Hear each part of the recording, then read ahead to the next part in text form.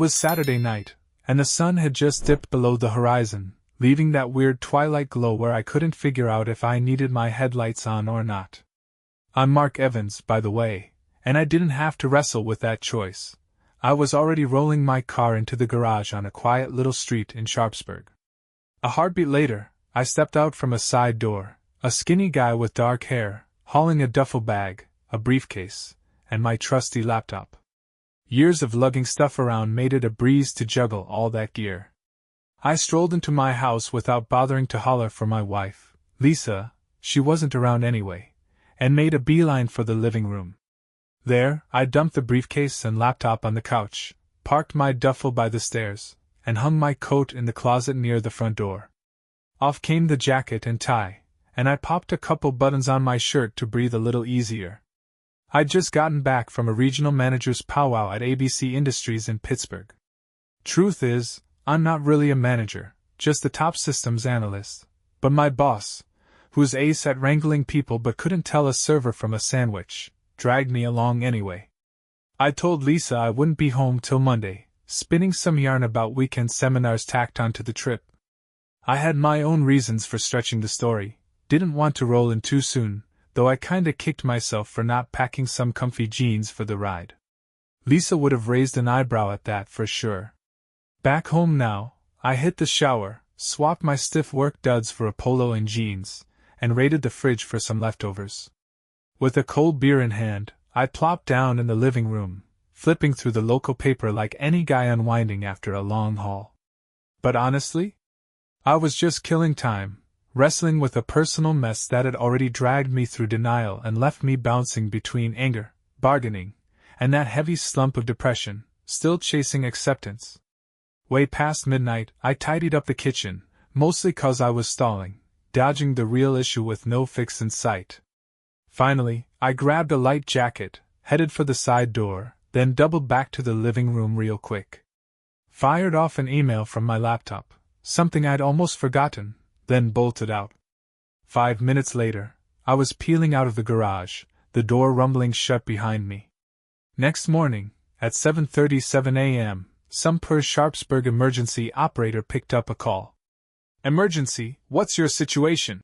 she asked, and a shaky, young-sounding gal piped up. "I need cops. I think something bad went down." "Where you at, ma'am?" the operator pressed. "I'm at a payphone on Park Drive, right by George Washington Park," the girl said, her voice crackling over a lousy connection. "What's the crime? You hurt? Robbed?" the operator fired back. After a pause, the caller said, "No, I'm okay, it's not me. I was jogging through the park, down by the picnic spots, and saw this car, doors wide open, lights blazing, blood everywhere." The operator perked up fast. "Ambulance needed? Anyone injured?" "No, nobody was there, just the car and all that blood," the girl replied, then added after a beat. "I didn't poke around much. Got spooked someone might come after me, so I hightailed it to this phone." "Smart move," the operator said.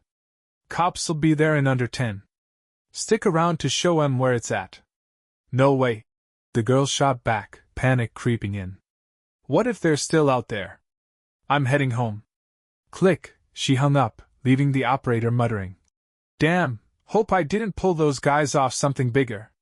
By 2 p.m., Detective Peter Nesbitt rolled up to my place.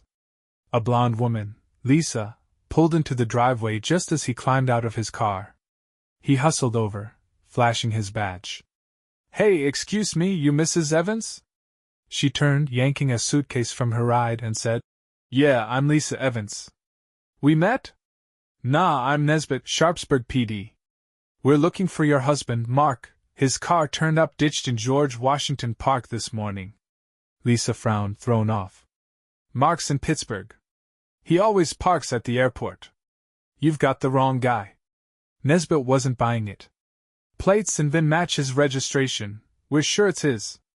Baffled, she headed for the side door, muttering, "If it's really his, someone must have jacked it from the airport. That's all I've got." Nesbitt kept pushing. "When'd you last talk to him? Can you call him now, check he's in Pittsburgh? He got a cell?"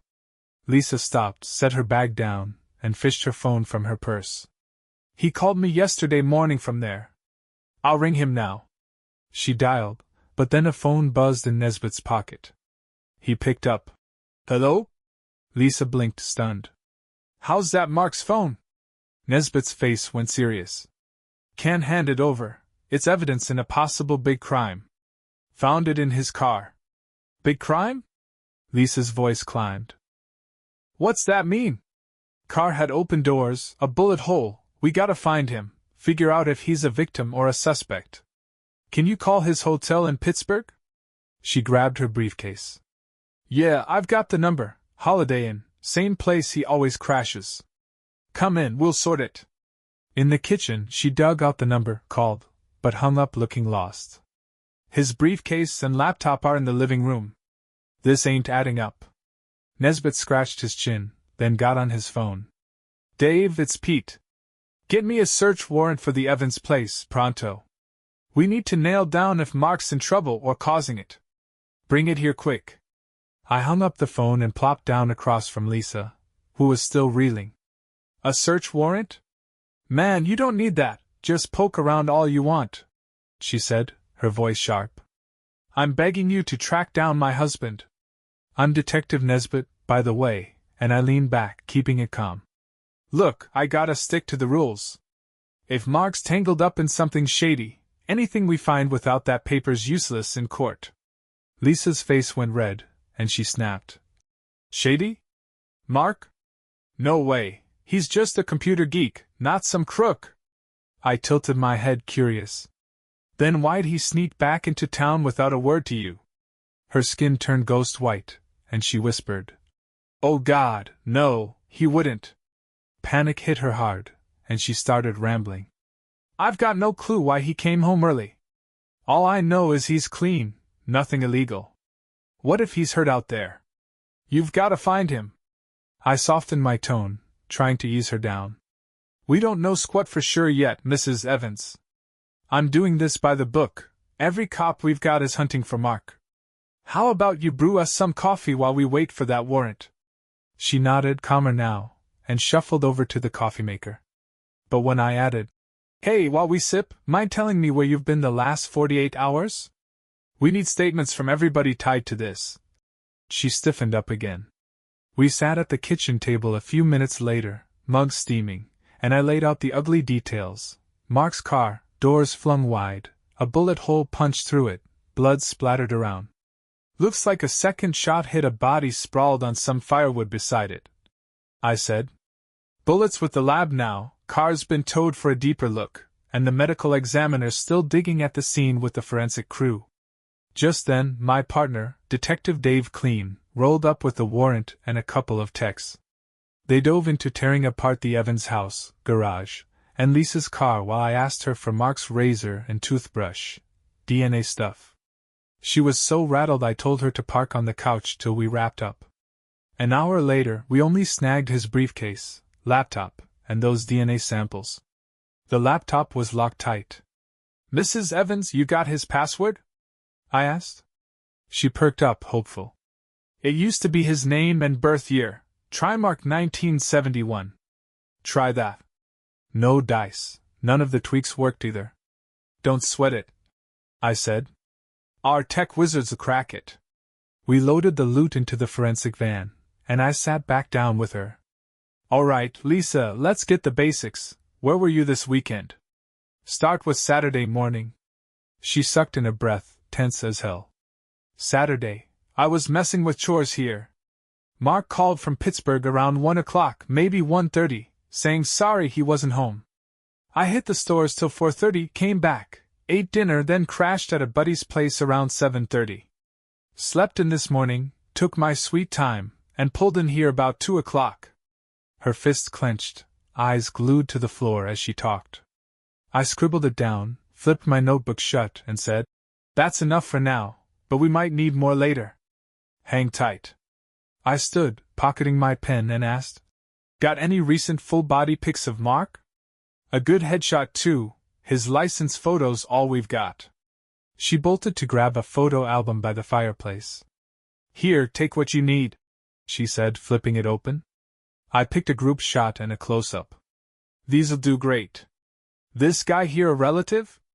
Could help with DNA if the razor flops. Nah, she said. That's Blake Moore, his best pal since grade school. Mark's got no family close by. I thanked her and headed to the garage to join the crew. She stayed at the table, looking like she might cry any second. I felt for her, husband missing, maybe mixed up in something heavy, and she didn't even know he'd slipped back into town. Weird as hell. The team wrapped up in the garage in Lisa's car, and wouldn't you know it, blood smears on the gas and brake pedals of her ride. We called for a tow to dig deeper. As the techs packed up, I turned to Dave by the side door. What's your take on Lisa? That blood in her car's got me side-eyeing her. He shrugged. She's playing the freaked-out wife card, but it's murky. Let's not lock in yet. I nodded. Good call, let's see how she jumps when we drop this on her.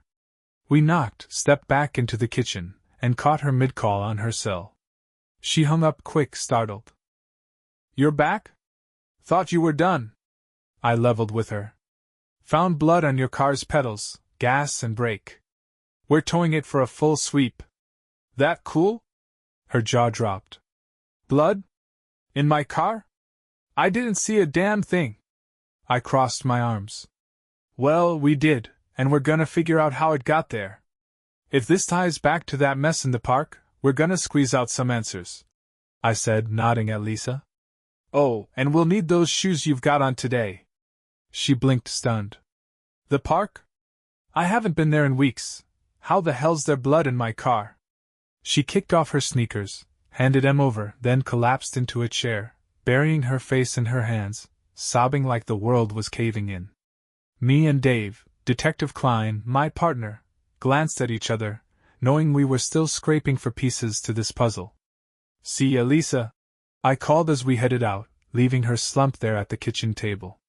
So, Dave, what's your gut say? She a freaked-out wife or just a damn good actress? Did you catch her hanging up that call real quick?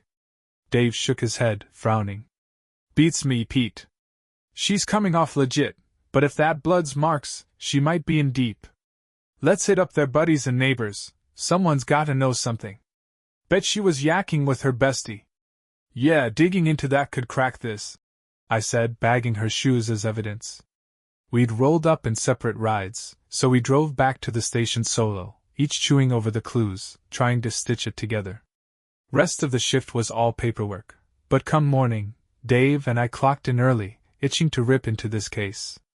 Forensics and the medical examiner had dropped their reports, and we burned an hour poring over them. These all point the same way, I muttered, flipping pages. But let's not sprint to the finish. Gotta see what else Mark's computer coughs up. Plus, we should chat with his lawyer and work crew. Dave nodded, and we swung by Robert Graham's office, Mark's lawyer. He gave us a quick 5 minutes. Can't spill client secrets, he said, all stiff. What do you need? I slid 4 pages across his desk. Just confirm these emails Mark sent you. Make sure they're not stuck in drafts. Graham squinted at him. Yep, originals, I got these. We thanked him, hopped in the car, and traded grins on our way to ABC Industries.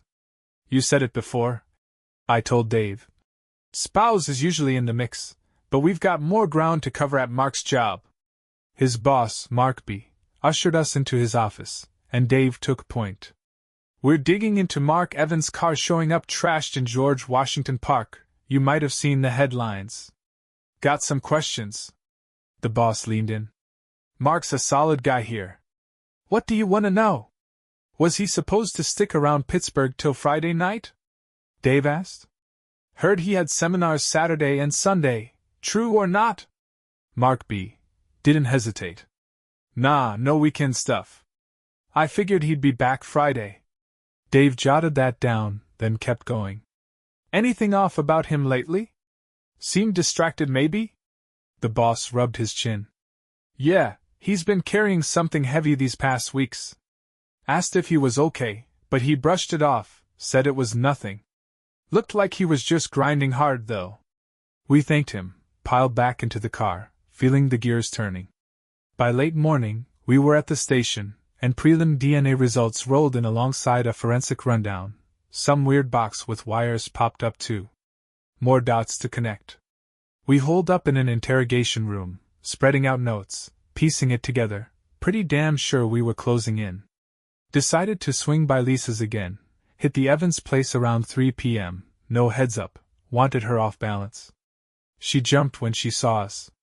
Detectives! You find Mark? I've been bugging the sergeant every 2 hours, he's got zilch.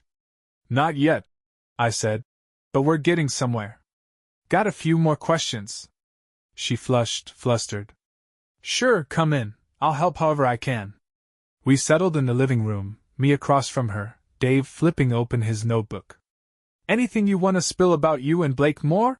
He asked, casual-like. Her face drained white. Blake? He's Mark's best bud, just a friend to me too. I kept it cool. You sleeping with him, Lisa? She went paler, stuttering. No way. How can you even ask that? I stood up, and Dave cut in. We need you down at the station for an official statement. Her eyes went wide, voice shaking.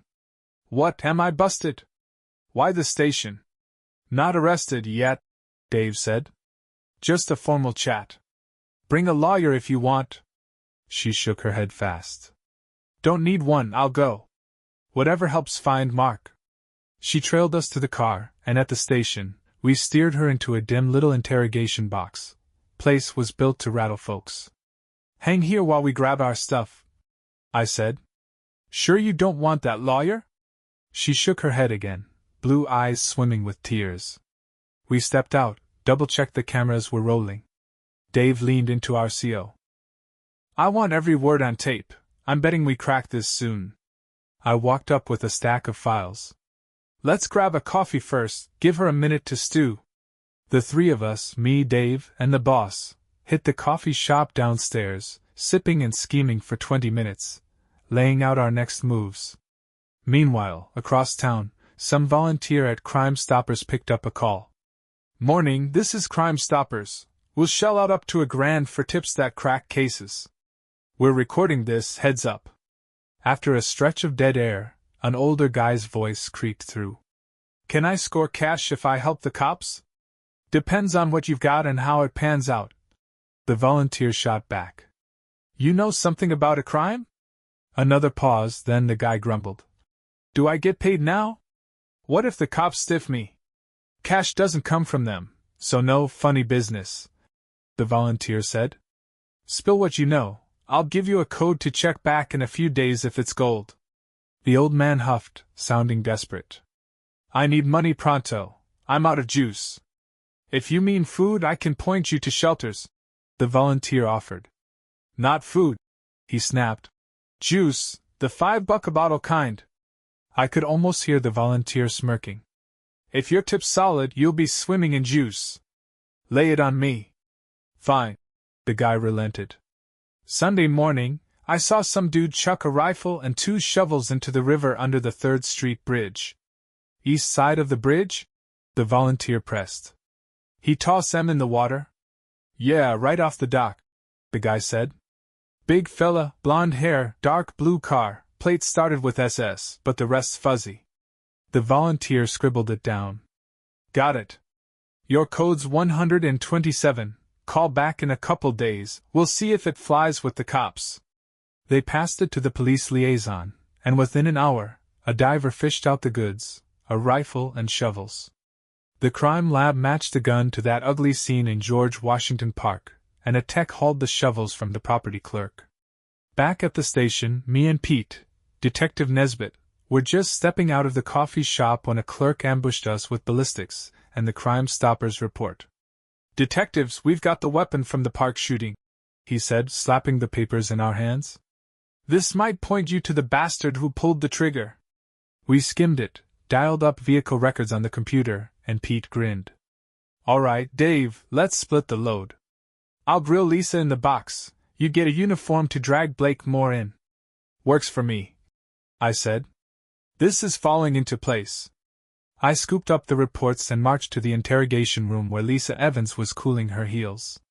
She sat there, steady as a rock, No fear, no tears. Sorry for the hold-up, Mrs. Evans, I said, settling in. This place is wired, cameras and mics on. Fine by me, she replied, cool as hell. I've got nothing to bury. Good deal, I said, leaning forward. Let's cut to it. Are you sleeping with Blake Moore? Yes or no? Her shoulders sagged, and she stared off. Yes, she whispered, barely audible. I slid some papers from Mark's laptop across the table. We've got proof he knew, caught your affair in black and white. He emailed these to his lawyer, gearing up for a divorce, citing infidelity. Check this map, your little trips to Moore's place. Her eyes popped wide. How'd Mark figure it out? I held up a tiny gadget. Planted this tracker in your car, tracked you live for weeks. She gawked at it, tears welling. He wanted a divorce? Yep, I said, piling it on. Logged every move with Moore. Last maps from Saturday night. He went missing after emailing his lawyer he'd confront you, worried he might land in cuffs. But he never showed at Blake's. She stammered. I was there all night. DNA prelims say that blood in the park's his. I countered. We found the gun, ties to your boyfriend. How long you gonna play dumb? She shook her head hard. Blake didn't touch Mark. We were together. Oh yeah? I said. Mark's blood's in your car, on your shoes too. Pete's grabbing more now. First one to spill where Mark's body's at gets a sweeter deal.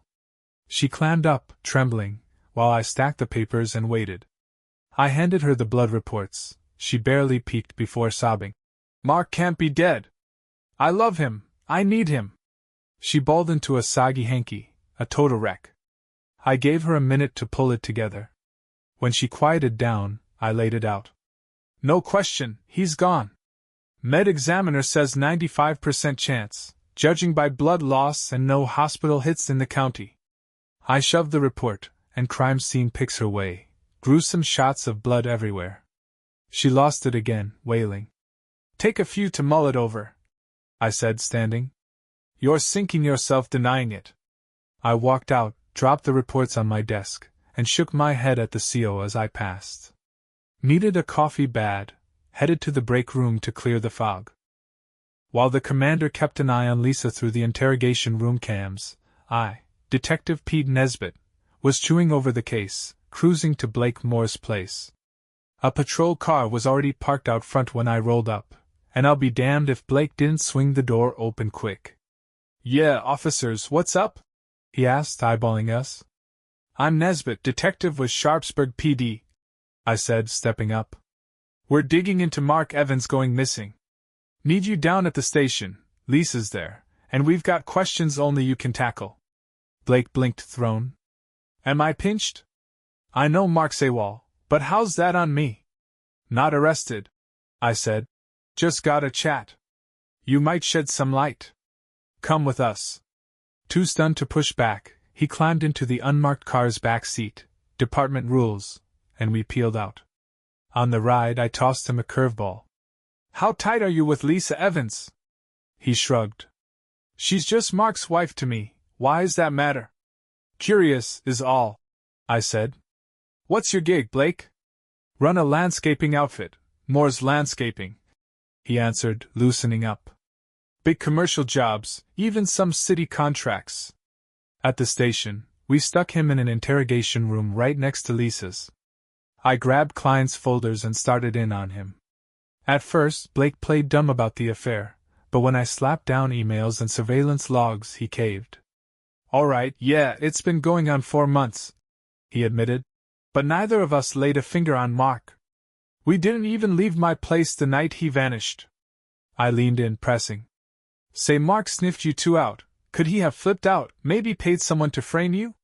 Blake's eyes narrowed. If he knew, sure, he might have lost it. We've got history, old grudges.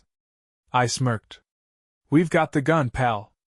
A witness pegged you in your car, license plate half matches. Don't sell me some wild Mark framed himself yarn. Blake got antsy, voice rising. You don't get Mark. Best buds since grade school, yeah, but I learned early, don't mess with his girls. High school, I snuck around with one behind his back. He found out, scared the hell out of me, said he'd liquidate me if I pulled it again, and I'm bigger than him. I couldn't help but chuckle. So you're spooked by him, but still shacked up with his wife? Blake calmed a bit, slumping. Couldn't help it, man. Built up over years. Few months back I made my move. Thought we were slick, he'd never know. I flipped through the reports, dead serious. Affairs turn bloody too often. I'm betting you and Lisa cooked this up. Spill it now, or it's the max penalty, your call. We didn't touch him. Blake barked. If Mark knew, maybe he set us up, did something nuts. We've got enough to tear through your house, car, and office, I said. Come clean, leniency's on the table. Think smart. Blake exploded. I didn't hurt him. Maybe Lisa did, I don't know squat. I scooped up my papers and walked out. When crooks team up, one always rats first. You're not going anywhere. Outside, Dave hit me with a new report. Those shovels from the river? Straight from Moore's Landscaping. These clowns think we're blind. We hauled our stack of evidence to the DA, no body, but it was tight enough to charge. Half an hour later, Lisa Evans and Blake Moore got slapped with Mark's homicide rap. They hollered they were innocent, while their Miranda rights echoed off the walls. After the arraignment, they got printed in mugshot. No one had to tell them to ditch the grins as they shuffled to their cells. First time they talked since the hammer dropped. Blake, what are we gonna do? Lisa sniffled. They can't think we hurt Mark, can they? We need lawyers, separate or split one to save cash, Blake said, fuming. This is garbage. Mark set us up, I swear. Lisa's jaw dropped. You buying that? Why'd he go that far? You didn't know him like I did. Blake shot back, shaking his head. I'm shocked he didn't snap sooner. If I'd known he'd catch us, I'd have steered clear. He leaned on the bars, spilling an old tale through the concrete wall between them. Back in school, I dated his girl on the sly. He warned me, cross him again, I'm toast. Lisa frowned, thoughtful. I can't see Mark pulling this. We were so careful, only met when he was gone. I regret cheating, dead or not, I'd still want a divorce. Her voice cracked, fading. Blake listened to her sobs, then snapped. Lisa, cut it out. You knew the stakes sneaking over to my place, consequences and all. She hushed, mumbling. Yeah, you're right. Just hope he forgives me. After a beat, she perked up. What about Robert Graham, Mark's lawyer? He could rep us both, split the bill. They nodded, and she flagged an officer for a call. But Graham bailed, tied up in Mark's divorce mess, and pitched his buddy Basil Smith instead. Lisa said yes, Smith was en route, and Blake grinned. Nice work, Lisa. They sat tight in their cells, waiting for Smith, a grizzled pro, to roll in. The intros with Basil Smith didn't drag on. He cut right to it, sizing up the mess we were in. So, you're both slapped with Mark Evans' homicide, he said, flipping through the charges. What did the cops lay out for you? Lisa, you kick it off, just the big stuff. I'm Lisa, by the way, and I spilled my side, voice cracking till tears took over. I didn't do a damn thing to Mark. I love him, couldn't hurt him. Smith swiveled to Blake. Your go, keep it short. Blake leaned back, summing it up cool as ice. We had zilch to do with Mark vanishing. I'm betting he rigged this to screw us over. Smith nodded, all business. All right, priority's getting you two out of here. Bail's probably gonna hit $100,000 each. Can you swing that? My jaw dropped. $100,000? For bail? Nah, Smith said. Just 10%, $10,000 cash for the bond. We both reckoned we could scrape it together, itching to ditch the cell stench. Arraignments tomorrow morning, he added. Bail gets set then, so you'll crash here tonight. We groaned, greasy takeout, one lousy blanket, and rowdy cellmates weren't our dreams sleepover. Next day, 10 a.m., we huddled with Smith before court, looking like we'd been dragged through a ditch. Pleaded not guilty, bail locked in at $100,000. Blake, with his house and landscaping gig, hashed out a $10,000 bond and strolled free by lunch. Me? Not so lucky. Our house wasn't just mine, and when I checked my savings, empty. Mark must have yanked the cash before divorce talks. I begged my folks, and after some arm twisting, they coughed up the $10,000. Took forever though, so I rotted another night with a pair of sloshed escorts. Finally sprung, I bolted home, showered off the grime, and ghosted every call buzzing in. A month flew by. Turns out Mark siphoned our account to stash his cut pre-divorce. Papers hit me, but where the money went? No clue. Blake and I met Smith a few times. He'd snagged the evidence pile and was angling to ditch the charges with the DA, banking on no body, no witnesses.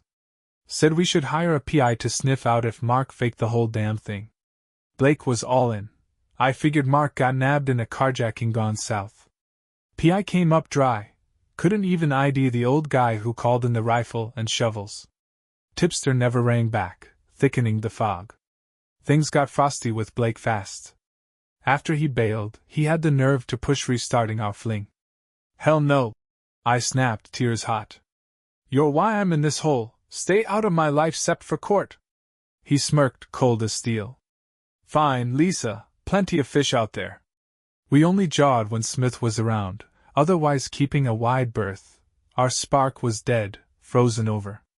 A month post-release, Smith nabbed a sit-down with DA Jeff Baggen. Me and Blake were praying the charges would vaporize. Sick of dodging nosy calls, screening everything with machines, just wanting our names clean. Bagden strutted in, young and sharp, laying it out. Got the final medical and cop reports. Based on this, I'm tossing you a deal. 8 to 12 years, guilty plea, second-degree homicide. We flipped, screaming we didn't do it. Smith waved us down. How's that stick, Jeff? Bagden grinned. New stuff, DNA from blood on your car's plate and trunk gasket, it's Mark's. Plus, black polyethylene under his ride matches junk from Blake's landscaping biz. I glared at Blake, fuming. What did you do? He blew up. You know I didn't touch him, you were with me. Smith jumped in, cooling us off, then faced Bagden.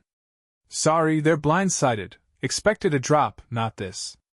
Bagden chuckled. I get it, but we've got trial juice. Med examiner says too much blood loss, no way he lived. Scene screams a body got hauled off in a car. Prosecution's locked in. He slid the reports over and split. Me and Blake huddled with Smith, who hushed us. I know you're reeling, don't claw at each other. We gotta build a defense. Ditch the plea? We nodded hard. Ain't no way we're copping to this. Smith said he'd gear up for trial. After we bolted, he dug into the reports alone, wondering if we were feeding him bull. Still, he was all in to fight for us. Months later, the trial kicked off, and Judge Robert Cox plopped into his seat at 10 a.m. sharp on a Monday. Basil Smith wedged himself between me, Lisa Evans, and Blake to keep our simmering feud from boiling over. He'd floated the idea of separate lawyers, but my bank account was a ghost town after quitting my job. Trial stress and Mark's buddies giving me the cold shoulder didn't help. Blake's landscaping gig was barely limping along either, so we were stuck sharing Smith. DA Jeff Bagden strutted up for his opening, all confidence. Jury folks, he started. We ain't got Mark Evans' body, but we're gonna prove he's dead, and these two pulled the trigger. He laid it out, me and Blake sneaking around behind Mark's back, him catching wind and filing for divorce. How he knew? Fuzzy, but his computer spilled the beans, emails, maps, financial moves, even his plan to face us down. We can't nail the exact meetup, Bagden said, but the aftermath's clear. Evidence says they lured him to Moore's place, knocked him out, shoved him in the car, and hauled him to George Washington Park. Shot him in the chest, probably out cold, dragged him out, then plugged him again, right through the main artery. He promised nasty photos of Mark's last gasps, and that's when I lost it, sobbing so hard Judge Cox had to bang his gavel to hush the room. Bagden didn't flinch. After that second shot, they wrapped him in plastic, dragged him off, stuffed him in Moore's trunk, and buried him somewhere secret. Dumped the gun and shovels in the river, till some sharp-eyed citizen snitched, and cops fished them out. Forensics tied the defendants to the scene. Mark's blood on Blake's ride, on my shoes. He wrapped up smirking. Defenses swear they weren't there, vouching for each other. You'll see through that bunk and nail 'em guilty. Smith jumped up, preaching innocence till proven otherwise, begging the jury to stick to facts. Didn't matter. Bagden's spiel hit like a freight train. First up, some tech was testified about Mark's emails and maps, tracking my every step with Blake. That gizmo he'd slipped in my car? Logged every move, spot on. I squirmed, mortified. Blake just yawned. Smith's cross got nowhere. The proof was ironclad. Reporters scribbled fast, drooling over the tracker angle for their rags. After a long lunch, the trial cranked back up. The emergency operator and a couple patrol guys laid out the basics. Finding Mark's car, no drama. Then it got heavy. Detectives and the medical examiner rolled in with giant, grisly picks, bullet holes, blood pools, drag marks. The examiner broke it down. 3, maybe 4 pints gone, blood spraying like a busted pipe from a sliced artery. Mark was dying, he said, and I couldn't hold it, screamed. No, Mark can't be dead. Judge shut it down till morning. Day 2, the examiner picked up, diving into blood tests. 15 minutes in, Bagden handed him to Smith. I was doped up now, calm enough for Smith to poke holes in the execution vibe. You said 3 to 4 pints, he asked. But could it be been 1 or 2, depending how it spread? Slim chance, but not impossible, the guy admitted. Could first aid have saved him? Smith pushed. Doubt it, but maybe, needed a doc fast. Smith pounced, no proof anyone helped Mark, and waved him off, scoring a tiny win. Next, a gun geek testified about the bullets, one mangled from the car seat, the other pristine from firewood, matching the river weapon. Check 'em for flesh or bone? Smith asked. Just a little blood, the tech said. Not much else. The gun tech kept going, explaining why those bullets came up so clean. They're full metal jackets, military style, he said. Copper steel wrap around the core, tougher than your regular copper-only deals.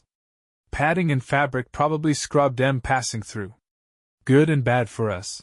Nothing screamed they hit flesh, but the setup and bullet type covered why. Tracing the gun? Total bust, sold at some weapon show 2 decades back, no paper trail. Basil Smith got him to admit no fingerprints or DNA from me or Blake stuck to the gun or casings. River water or a wipe down took care of that. Then another tech tackled the shovels. No prints, no DNA, just that. Moore's landscaping. Stamp. 14 twins sat at Blake's shop, but cross-examination didn't shake anything loose. Forensic folks and cops chewed up the morning and afternoon, piling on details. Smith scored a win with the guy who found blood in Blake's car. Tech conceded it could have been planted by some outsider. Things got messy when a tech from my place testified, blood on my car and right shoe, but he couldn't pin if it jumped from shoe to gas pedal, or the other way. Smith clung to that doubt like a lifeline. Third morning hit, and it was our turn, defense time. Local papers buzzed, betting we'd flail against the prosecution stack, but without Mark's body, they figured a conviction might slip. Smith called up Dr. Wilbur, a blood guru, first. Cops botched the blood grab, he said. Soaked soil analysis could have pegged it better. Scene might have been just 1.5, 2 pints tops. Someone losing that could still be kicking. D.A. Bagden didn't even bother crossing him. Then Blake took the stand, swearing he was clean and pitching Mark staged his own murder. Never owned a gun, he said. Shovels? Could have been swiped from my sights.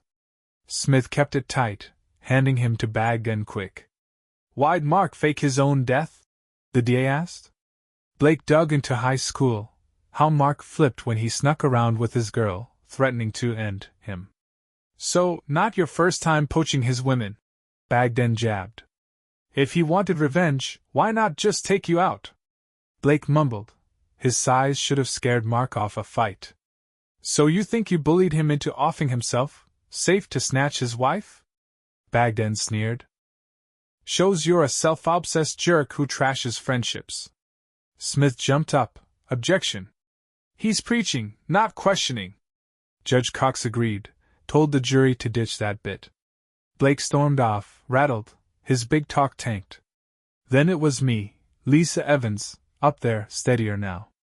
I swore I didn't touch Mark, floated a carjacking gone bad. Smith didn't prod further, and bagged and pounced. Where were you, midnight Saturday to 2 p.m. Sunday? I cringed. At Blake's place, 8 p.m. Saturday till 1:30 Sunday. Dodging me, he said. Midnight to Sunday, what did you do? Flustered, I blurted. In Blake's bedroom at midnight, messing around. How long? He pushed. Past 1 a.m., I admitted, red-faced. Then? Slept till 5:45, I said. Blake there when you woke? Yeah, still in bed. We got going again, crashed around 6:30, up at 11. You woke him for round 2 at 6:30? He asked, smirking. No, he was already ready. I mumbled, dying inside. How'd you wake him, exactly? Bagged and pressed. I sighed, beaten. Just started, you know, with him. He went for the gut. You claim you love Mark, true? Yes. I insisted. So while he's dying, you're banging his best pal. Why should we buy you're not in on his death? Tears rolled quiet. I had nothing. Judge Cox cut in. Any more questions? Bagged and shook his head, letting me limp off. After I, Lisa Evans, pulled myself together, Judge Cox called a lunch break. I trudged out with Basil Smith for a grim bite, Blake trailing behind. Smith, the old pro, sat us down and laid it out straight. This thing could swing either way, he said, but I caught the gloom in his eyes. He didn't like our odds after we'd both stumbled up there on the stand. Afternoon wrapped fast. Smith waved off more witnesses, done with our side. Both lawyers hunkered down for closing arguments. D.A. bagged and came out swinging, hammering the mountain of evidence pinning us down, while Smith leaned hard on how shaky it all was. No body, no clear reason why we'd do it. By 4 p.m., the jury took it and chewed it over for 2 hours before clocking out. Next morning, me and Blake holed up at Smith's office, sharing a conference room, shoving our bad blood aside, praying for a clean break. At 3:30, the phone rang, verdicts in. My folks had rolled into town for this, waiting at the courthouse. It hit fast, guilty, second-degree homicide. I bawled my eyes out. Blake slammed his fist, pissed as hell. Cuffs snapped on, and they hauled us off. I got a quick second with Mom and Dad, swearing I didn't do it, before they dragged me away. The week before sentencing crawled by. My parents swung by every day. Blake got one cousin popping in. At the hearing, we both drew 15 years to life. Smith vowed to dig through the records for an appeals shot. 3 days later, they shipped us to state pens. Mine's got a decent rep, but Blake's is a riot hotspot. Trial faded, media dropped us cold, and we vanished from the headlines. Couple months down the road, Smith and Bagden grabbed a drink, kicking the case around. Thought they'd walk, Smith said, surprised the jury bought it. Their stories lined up, smelled innocent to me. Bagden shrugged. Jury didn't bite. I don't get personal unless it's kids or something brutal. This one. No tears for him. A year later, word hit, big ruckus at Blake's joint. He caught a shiv in a riot, lung collapsed, shipped to the hospital. Rough shape, but doc said he'd pull through. 18 months after we got nailed for Mark's murder, Smith barely gave us a thought, spent that first year scouring transcripts, found zilch to appeal. Then one quiet Wednesday, up at the Innocence Project's New York digs, a FedEx box landed on the receptionist's desk, DVD, sealed biohazard bag, and a fat letter. She flagged Tony Kelly, a young hotshot lawyer, casual in jeans, to check it out. Been there a year, digging into wrongful convictions, loving the gig. He plunked down at his desk and cracked the letter. To the Innocence Project. It started. This is about Lisa Evans and Blake Moore's convictions. I don't know where to dive in, so I'll rewind to the start. My name's not the point. What I've got could flip the script for them, me, and 5 others. 15 months back, I posted an ad for a computer whiz. This guy answered, "New networks inside out, maybe better than me." Hired him on the spot. I'll call him Mark. Quiet dude, wicked sharp. 2 months in, my little outfit ballooned 50%, all him, grinding late, no complaints. When he started, he just hit town, no place to crash. My biz was fresh, so I rented him the basement for extra scratch, wanted to pump cash back into it for me and my kid. Risky, sure, but something about Mark screamed safe. We fell into a groove. 3 months, he's down there, eating with us, riding to work together. Worked extra, no pay, just loved the hustle over TV or sleep. Overtime. I wrote. We went from boss and worker to buddies, then family. My son calls him dad now. Right off, I felt Mark lugging some heavy baggage. One slow afternoon, I locked the office, sat him down, and wouldn't let up till he spilled. Said he'd bolted from a wrecked marriage, wife cheated with a close pal, nearly drove him to kill himself or someone else. Talking it out pulled him free. We started dating weekends, kept it pro at work. A month later, he ditched the basement from my room, we were a unit. Still, I sensed he was holding back. 4 days ago, he keeled over at work, heart thing, needs surgery. Once he stabilized, private room, he unloaded his real story, scared it'd die with him if the knife went south. Took him a day to tell me, and when I said I'd send it your way, he lightened up.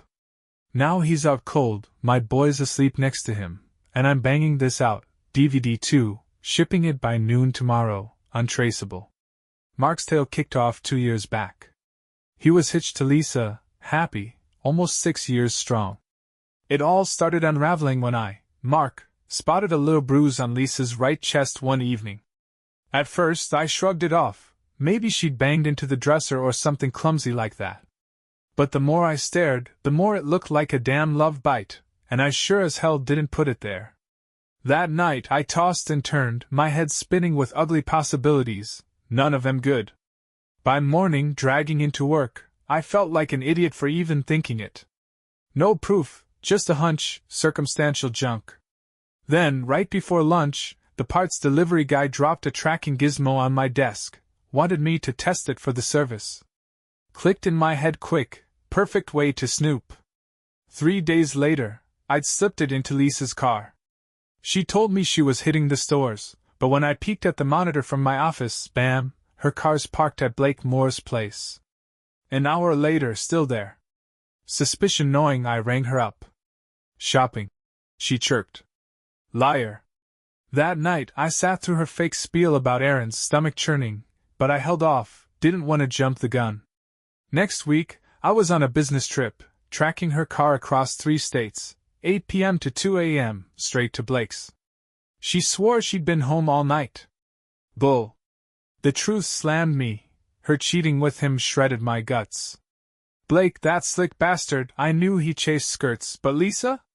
When I got back, I was ready to burn it all down. That night, I popped over to the old widow next door, pretending I needed a wrench. Snagged a revolver from her dead husband's stash instead. Plan was to blow Blake and Lisa away, then myself. Wanted 'em caught red-handed, so I ordered my own tracker to swap out the test one. Good thing they laid low for a week, gave me breathing room to cool off and cook up something smarter, frame 'em for murder. Took 7 days to plot it, gathering gear. I faked a weekend work trip, knowing they'd hook up while I was gone. When Lisa rolled to Blake's, I kicked it off, built a paper trail screaming divorce, nearly forgot a key email to my lawyer pinning him. Before splitting, I blasted a bullet into my car's passenger seat, another into a wood block, muffled both with a blanket in the garage.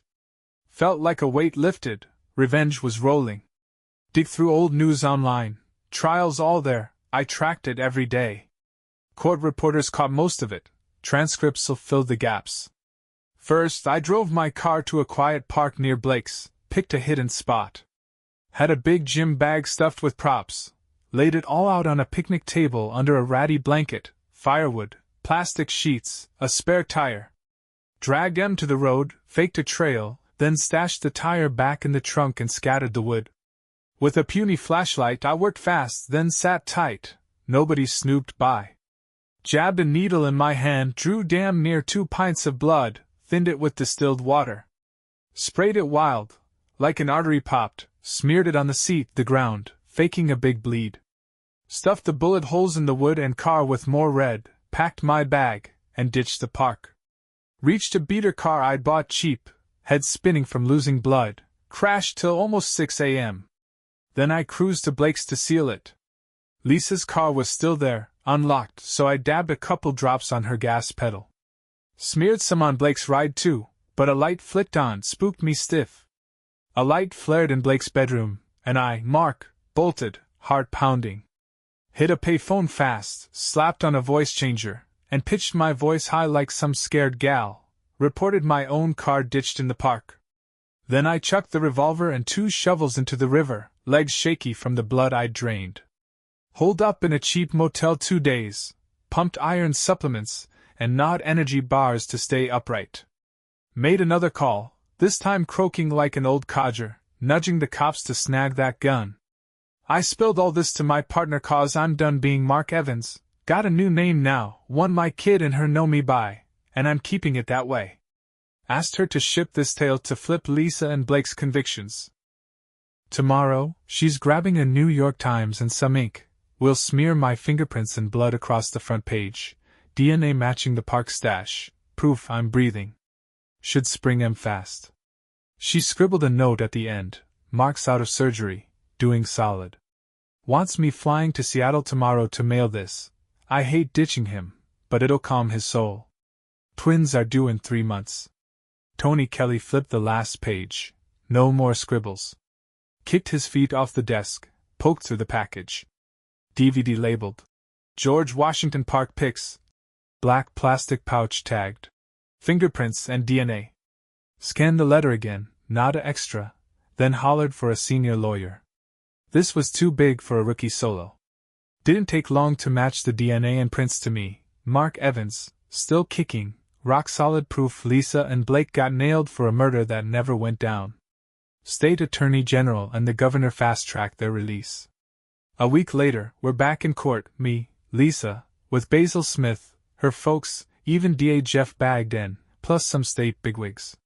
The AG ate crow, sorry as hell for the screw-up, pointing the finger at me for punking the system. Said they'd hunt me down, make me pay the tab. Where to start? He just shook his head. Blake looked different, arrogance gone, softer now. Muttered an apology to me for the mess that landed us behind bars. I barely cared, just wanted out, glued to my parents' side. Smith and Bagden chimed in, owning they'd been duped by my scheme, swearing to sharpen up next time. State dodged a payout, but me and Blake scored $50,000 each anyway. Blake's biz tanked, house sold off for lawyer bills, he split town, griping to me that Mark, me, screwed us royal, and the cash was peanuts. Worn thin, I just said, "We had it coming," and walked off, no goodbye. 2 weeks later, tabloids still buzzing about our release. A fat envelope hit Smith's desk. Note for him, sealed one for me. He swung by my place, handed it over after a quick chat, then split. I stared at it, guts twisting, Mark's handwriting. Tore it open, half dreading it. "Lisa," it read, "I'm sorry for the jail time. Your thing with Blake nearly broke me, pushed me to the edge. Found a new life, happiness now, and letting you both loose set me free too. They'll hunt me, but I'm solid with my new family. Good luck, goodbye, Emma." It slipped from my fingers, smashing any flicker of patching things up with him.